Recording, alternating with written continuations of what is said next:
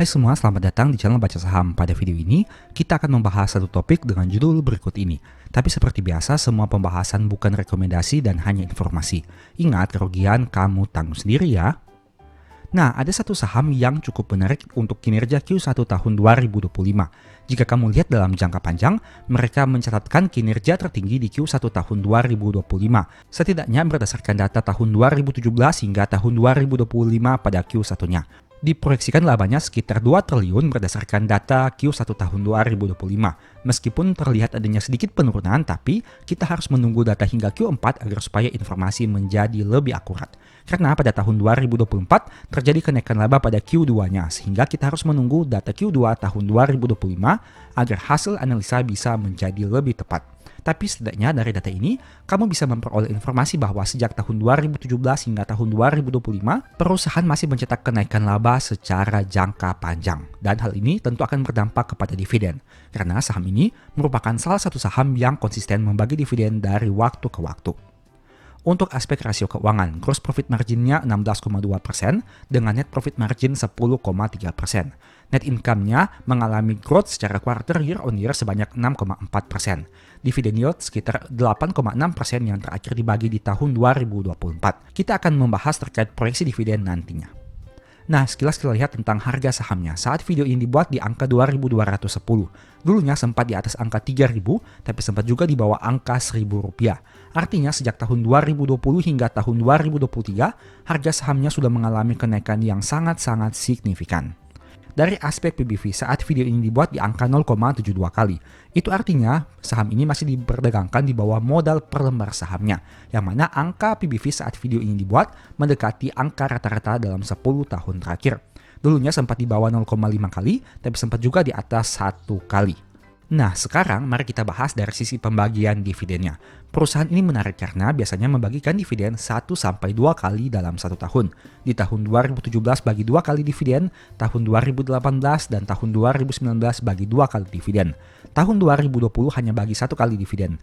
2021, 22, 23, dan 24 bagi 2 kali dividen. Dan tahun 2025 sudah dibagikan dengan cum date tanggal 8 Mei sebanyak 133 per lembar saham. Tapi ingat, ini merupakan data di aplikasi saja. Kamu harus validasi lagi di sumber resminya. Nah, saham yang kita bahas adalah saham auto atau Astra Auto Parts dengan kenaikan harga 5,24% dalam 1 tahun terakhir. Saat video ini dibuat ditutup pada angka 2.210. Nah, sekarang mari coba kita bahas dari 2 aspek. Yang pertama adalah range PBV dan yang kedua adalah prospek dividennya. Pertama dari range PBV, tapi kita lihat dulu untuk jumlah ekuitas yang didistribusikan dan lembar saham beredar. Ini merupakan informasi yang kita dapatkan dari kinerja keuangan Q1 tahun 2025 dan jika dihitung akan memperoleh modal per lembar sebanyak 3.089. Apabila kita bagi dengan harga sahamnya akan diperoleh PBV 0,72 kali. Angka ini mirip seperti grafik PBV yang tadi kita lihat. Nah sekarang, apabila kita menggunakan range, PBV terendah 0,23 dan PBV tertinggi 1 kali. Itu artinya ada potensi harga sahamnya bisa naik ke angka 3.089 atau terjadi kenaikan 39%, tapi di sisi yang lain ada proyeksi juga harganya bisa turun ke angka 711 atau turun 67,8%. Sekarang mari kita lihat dari mana angka 1 dan 0,23 kali ini. Nah, kamu bisa lihat di sini, angka 0,23 kali merupakan minus 2 standar deviasi selama 10 tahun terakhir. Meski begitu, angka ini belum pernah tercapai oleh perusahaan berdasarkan grafik yang kita lihat ini. Sedangkan angka PBV 1 kali merupakan plus 1 standar deviasinya dan pernah tercapai pada tahun 2023, tahun 2024, pada tahun 2017, dan lain sebagainya. Nah, menurut kamu bagaimana? Dengan fakta yang ada ini, apakah harga saham perusahaan lebih berpotensi naik ke angka PBV 1 kali atau turun ke angka PBV 0,23 kali? Silahkan kamu pertimbangkan berdasarkan potensi profit dan resiko yang siap kamu hadapi. Oke, pembahasan berikutnya terkait dividen. Seperti yang tadi kita bahas, mari coba kita hitung secara proyeksi. Nah, kamu bisa lihat dulu datanya sebagai berikut. Pada tahun 2024, saham ini membagikan 2 kali dividen, yaitu 57 dan 132. Nah, coba kita lihat di sini. 57 ditambah 132 artinya memiliki total 189 per lembar saham di tahun 2024. Sekarang kita hitung. Untuk laba di tahun 2024 jika dibandingkan dengan tahun 2023. Di tahun 2024 labanya 2034 Dan di tahun 2023 labanya 1.842.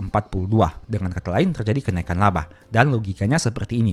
Laba di tahun 2024 akan dibagikan di tahun 2025. Sehingga dengan data ini kamu bisa lihat adanya potensi growth 10,4% dari sisi labanya. Dan dividen yang kita asumsikan payout ratio-nya tetap, maka akan diperoleh angka 208,7. Dengan kata lain, proyeksi dividen yield-nya sekitar 9,4%. Dividen pertama yang sudah dibagikan di tahun 2025 adalah 133 per lembar saham dengan dividen yield sekitar 6%. Itu artinya terdapat sisa dividen per share sekitar 75,70 per lembar atau 3,4%. Tapi saya mau disclaimer dulu di sini. Saya menghitung data ini hanya berdasarkan tahun payment date-nya tanpa mempertimbangkan apakah dividen itu final ataupun interim. Jadi jika kamu ingin mendapatkan angka yang lebih realistis dan lebih relevan, silakan kamu hitung dengan mempertimbangkan dua hal tadi, dividen final dan dividen interim. Dan ingat, ini bukan rekomendasi, hanya sebagai proyeksi saja. Bisa benar, bisa juga salah. Selain itu, kamu juga harus cek lagi data yang ditampilkan karena bisa saja terdapat kesalahan perhitungan atau pengetikan. Nah, setelah kita melihat simulasi tadi, mari kita bahas terkait kinerja keuangan Q1 tahun 2025-nya. Ini merupakan kinerja per 31 Maret tahun 2025 PT Astra Auto Parts yang disajikan dalam jutaan rupiah. Pertama kita lihat dulu saldo kasnya yang mencapai 3,8 yang juga mengalami kenaikan dibandingkan periode sebelumnya. Ada juga beberapa komponen yang mendominasi aset lancar seperti piutang usaha, persediaan, dan lain sebagainya. Jumlah aset lancar perusahaan naik dari 8,8 menjadi 9,6. Sedangkan untuk aset tidak lancarnya didominasi oleh investasi pada Ventura bersama sebanyak 4,7 yang mengalami kenaikan. Ada juga investasi pada entitas asosiasi dan ada juga aset tetap. Nah, totalnya jumlah aset perusahaan adalah 22,02 yang mengalami kenaikan. Sekarang kita bandingkan saldo kas perusahaan dengan angka 3,8 ini dengan jumlah liabilitas perusahaan di angka 4,9 untuk liabilitas jangka pendek dan liabilitas jangka panjang 0,96. Total liabilitas adalah 5,8 yang juga mengalami kenaikan. Itu artinya apa? Perusahaan ini masih butuh sumber dana yang lain untuk melunasi setidaknya hutang jangka pendeknya. Karena saldo kasnya 3,8, tapi hutang jangka pendeknya atau total liabilitas jangka pendeknya adalah 4,9. Nah sekarang selanjutnya coba kita bahas. Dengan jumlah liabilitas 5,8 ini, perusahaan punya saldo ekuitas 14,8. Artinya rasio DER-nya masih cukup aman karena masih di bawah 100% dengan selisih angka yang cukup jauh. Mayoritas ekuitas berasal dari saldo laba yang belum dicadangkan penggunaannya dengan angka 10,89 yang mengalami kenaikan. Bagaimana dari sisi laba ruginya? Pendapatan bersih masih mengalami kenaikan dari 4,59 menjadi 4,89. Begitu juga dengan beban pokok pendapatannya.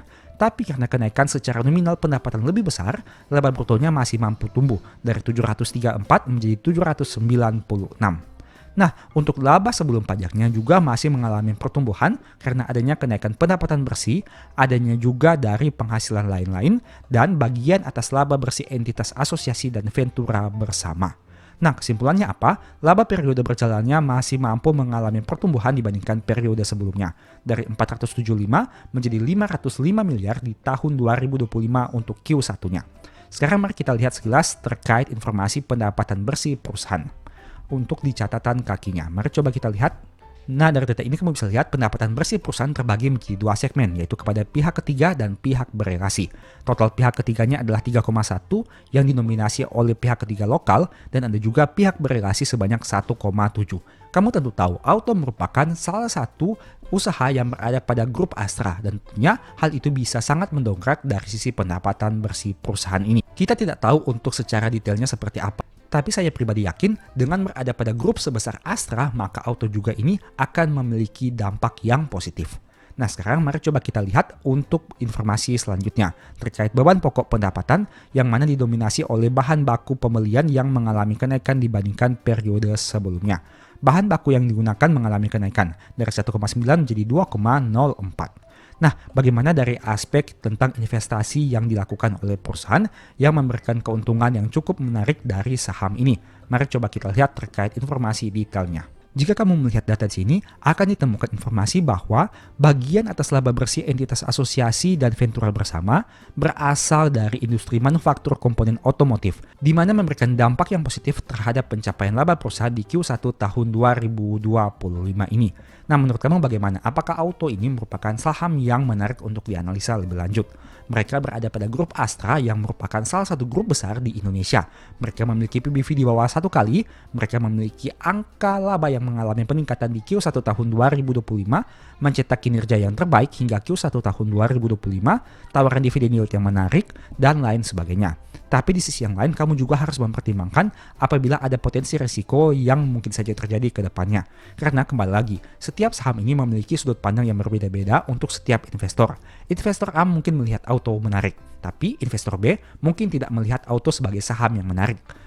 Untuk itu kamu harus mempertimbangkan dari berbagai sisi. Jangan hanya lihat video ini, jangan hanya dengar kata orang, tapi pastikan kamu mengetahui dan memiliki keyakinan jika tertarik membeli saham ini atau tidak.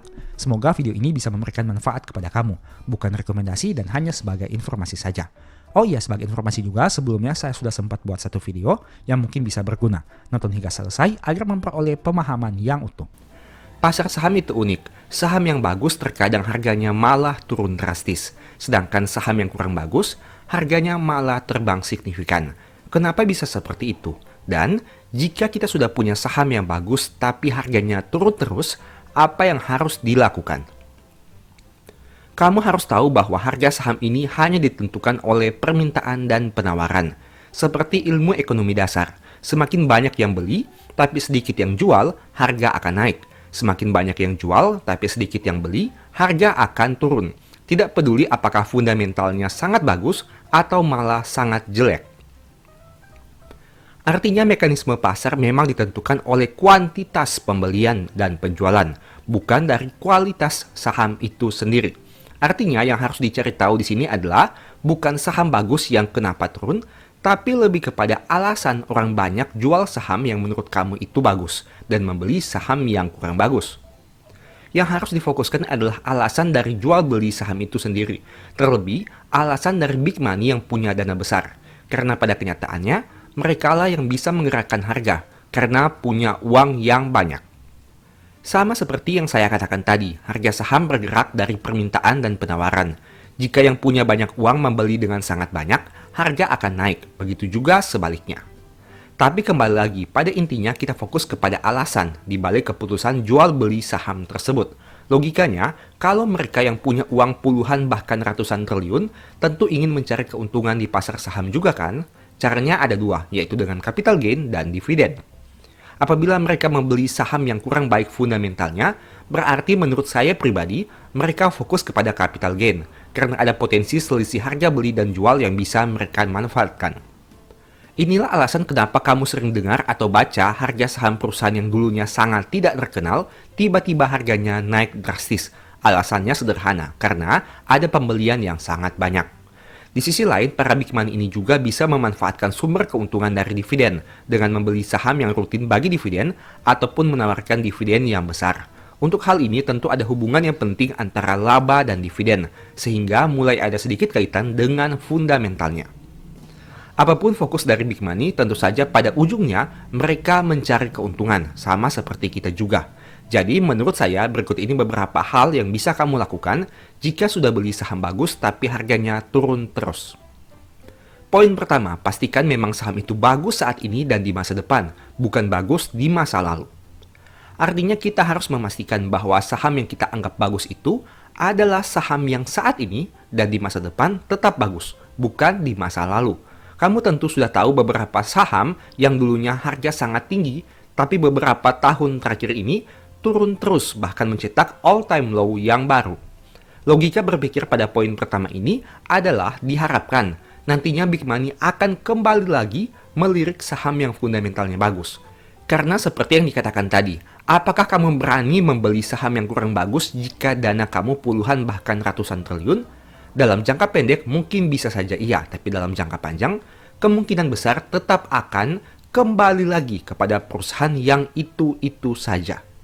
Saham-saham itu dulunya sangat bagus, bahkan ada saat seminar di mana sekitar tahun 2012 banyak yang mencontohkan saham itu dalam presentasinya. Bagaimana dengan sekarang? Kamu tentu tidak akan bisa melihat lagi presentasi saham yang menggunakan contoh saham-saham itu. Alasannya sederhana, karena harganya turun terus dan memang di masa sekarang sudah tidak bagus lagi. Jadi poin pertama yang harus kamu lihat adalah pastikan saham yang kamu anggap bagus itu memang bagus di masa sekarang dan masa depan, bukan hanya bagus di masa lalu. Caranya bagaimana? Saya sudah sering buat pembahasannya, tapi secara garis besar bisa melihat beberapa poin ini. Pertama, produk atau jasanya masih sangat dibutuhkan. Kalau produk atau jasanya hilang, masyarakat akan kebingungan. Karena untuk pembelian produk atau jasa dari masyarakat ini akan berkaitan erat dengan pendapatan yang berhasil dicetak oleh perusahaan. Kedua, dipimpin manajemen yang berintegritas dan punya pengalaman di bidang yang sama. Karena siapa manajemennya akan berpengaruh pada corporate action, terlebih untuk dividen dan berbagai corporate action yang dilakukan oleh perusahaan. Selain itu, setiap keputusannya akan bergantung kepada manajemen yang memimpin perusahaan tersebut. Ketiga, laba dan ekuitas cenderung tumbuh dari tahun ke tahun. Jika sudah beberapa tahun laba dan ekuitasnya tidak kemana-mana atau bahkan turun, itu merupakan warning awal yang harus diwaspadai. Keempat, rutin bagi dividen. Hal ini menurut saya sangat penting karena sebagai bukti perusahaan peduli kepada pemegang saham. Dan kelima, hutang dan valuasi masih wajar. Poin kedua, coba pikirkan asumsinya. Kalau semua uang yang kamu punya diletakkan di saham, apakah kamu berani all in di satu saham itu? Tujuan dari poin kedua ini adalah untuk memastikan kembali dari sudut pandang psikologi. Apakah kamu yakin dengan saham tersebut? Jika membeli hanya satu lot saja, tentu kamu tidak akan peduli harga naik atau turun, karena dana sangat kecil. Tapi bagaimana jika dana yang ditempatkan itu merupakan keseluruhan uang yang kamu punya, dan kamu hanya bisa beli satu saham itu saja? Pasti kamu akan teliti dan hati-hati dalam mengambil keputusan. Tujuan poin kedua ini adalah memperjelas apakah mental kamu sangat yakin dengan saham itu atau tidak. Kalau kamu sangat yakin, tentu kamu sudah menganalisa berbagai aspek tentang saham bagus yang harganya sedang turun itu. Karena apabila keputusanmu salah, uang kamu akan hilang semuanya, dan itu menjadi tanggung jawabmu sendiri. Disclaimer ya, saya tidak menyarankan untuk meletakkan semua uang kamu di saham, bahkan hanya di satu saham. Poin ini hanya berandai-andai saja. Karena tujuannya adalah dari sisi psikologi untuk melihat keyakinan kamu dan bukan berbicara tentang seberapa besar profit yang bisa dihasilkan jika membeli dengan keseluruhan dana. Poin ketiga, bagaimana jika harga sahamnya tidak naik lagi meski sahamnya memang bagus? Jawaban dari pertanyaan ini sangat penting untuk kamu temukan. Alasannya sederhana, karena tidak ada yang tahu apakah saham yang kamu anggap bagus itu harganya akan kembali naik atau tidak. Artinya kita harus melihat dari sisi resiko terlebih dahulu sebelum membayangkan potensi profit yang bisa diperoleh. Jika harganya naik, tentu tidak menjadi masalah karena semua orang bahagia. Tapi bagaimana jika harganya tidak naik-naik lagi? Apa yang akan kamu lakukan? Ingat, di pasar saham tidak semua hal bisa sesuai dengan skenario dan keinginan kamu. Terkadang ada beberapa hal yang di luar harapan, yang mana ternyata hal itulah yang menjadi kenyataan. Mungkin kamu melihat saham itu bagus, tapi bagaimana jika ternyata saham itu tidak bagus? Sudut pandang bagus atau tidak tentu saja sangat relatif dari masing-masing orang. Bisa saja kamu menganggap saham itu bagus, tapi belum tentu bagi orang lain. Masalahnya, kita tidak tahu yang mana yang benar, apakah kamu atau orang lain tersebut. Jadi untuk poin ketiga ini, kamu harus pertimbangkan bagaimana jika harga sahamnya tidak naik lagi. Mungkin ada beberapa skenario yang bisa dilakukan, yaitu pertama, cut loss. Skenario ini menjadi pilihan pertama jika harga sahamnya di masa depan ternyata tidak naik-naik. Dengan melakukan cut loss, kamu diperhadapkan pada dua kondisi. Sisi baiknya adalah kamu sudah tahu batas kerugian yang paling besar ada di angka berapa. Tidak akan rugi lebih besar lagi di saham tersebut. Tapi sisi negatifnya, kamu akan kehilangan uang dan bisa saja nominalnya sangat besar. Kedua, average down. Skenario kedua yang bisa dilakukan adalah dengan average down. Tujuan average down adalah untuk memperkecil harga rata-rata sehingga mendekati harga terkini dari saham tersebut. Kondisi ini memberikanmu dua pilihan juga. Sisi baiknya harga rata-ratamu akan lebih rendah dan mendekati harga terkini. Tapi sisi negatifnya, kamu butuh uang tambahan untuk average down. Selain itu, average down membuat lembar saham semakin banyak. Dan jika harga turun terus, potensi kerugianmu jadi lebih besar secara nominal. Ketiga, fokus pada dividen. Skenario ketiga yang bisa dilakukan adalah fokus pada dividen. Ini merupakan poin plus dari saham-saham yang membagi dividen dengan yield yang menarik. Saat harga turun terus dan kamu mungkin tidak akan mengalami kenaikan harga saham, ada harapan dari sisi dividen. Meski pada kenyataannya membutuhkan waktu yang lebih panjang, tapi dividen yang diterima secara konsisten dari tahun ke tahun bisa memperkecil floating loss yang kamu miliki. di mana pada akhirnya ada harapan untuk bisa balik modal dari dividen, atau mungkin sekedar mengurangi floating loss yang sangat besar itu. Inilah alasan kenapa sebaiknya kamu harus mempertimbangkan saham yang rutin bagi dividen. Tujuannya, karena dividen bisa digunakan sebagai pelindung saat harga saham turun terus dan mungkin tidak naik lagi. 3 skenario tadi bisa kamu pertimbangkan untuk antisipasi apabila harga turun terus. Silahkan menggunakan salah satunya atau dikombinasikan. Entah kamu mau melakukan average down, reinvest dividen, ataupun cut loss. Semua dikembalikan kepada kamu sendiri. Karena ingat, apapun keputusanmu, itu resikomu. Dan untung rugi, kamu yang tanggung sendiri. Nah, sebagai informasi, saya sudah pernah menulis 5 ebook yang berkaitan dengan saham, di mana setiap ebook punya tujuannya masing-masing. Apabila kamu ingin mempelajari terkait psikologi saham, kamu bisa baca ebook tentang psikologi saham, yang mana beberapa poin penting yang bisa kamu perhatikan di sini adalah apa yang harus dilakukan saat harga saham turun, dan berbagai strategi yang bisa dilakukan. Apabila kamu mau fokus kepada average down dan fokus kepada nabung saham, mungkin ebook strategi nabung saham ini bisa membantu. Di sini juga ada pembahasan terkait dividen yang bisa kamu perhatikan. Begitu juga dengan ebook Stock for Living. Apabila kamu mau memanfaatkan dividen di masa depan, ini juga bisa menjadi bahan pertimbanganmu tentang untuk bisa hidup dari saham dengan berbagai pertimbangan yang bisa dilakukan. Apabila kamu ingin menganalisa fundamental perusahaan, kamu bisa membaca ebook The Stock Market. Dan jika kamu ingin fokus ke laporan keuangan saja, bisa membaca ebook Cara Cepat Analisa Laporan Keuangan. Untuk detail setiap pembahasan ebook bisa kamu baca pada tampilan berikut ini.